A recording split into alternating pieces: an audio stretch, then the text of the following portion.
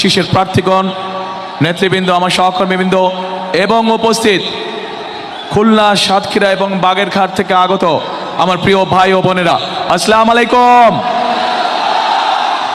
ভালো আছেন আপনারা? আচ্ছা, আলহামদুলিল্লাহ। প্রিয় ভাই বোনেরা, আজকে আমরা এখানে সকলে একত্রিত হয়েছি নির্বাচন উপলক্ষে। আগামী 12 তারিখে যে দেশের সাধারণ নির্বাচন, সেই নির্বাচন উপলক্ষে আজকে বিএনপি বা ধানের শীষের একটি নির্বাচনী জনসভা।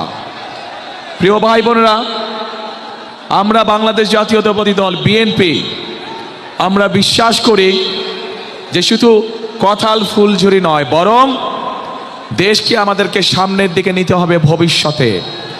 আমরা বিগত 15-16 বছর বহু আন্দোলন করে শীর্ষের প্রার্থীগণ, নেতৃবৃন্দ, আমার সহকর্মীবৃন্দ এবং উপস্থিত খুলনা, সাতক্ষীরা এবং বাগেরহাট থেকে আগত আমার প্রিয় ভাই ও বোনেরা, আসসালামু আলাইকুম।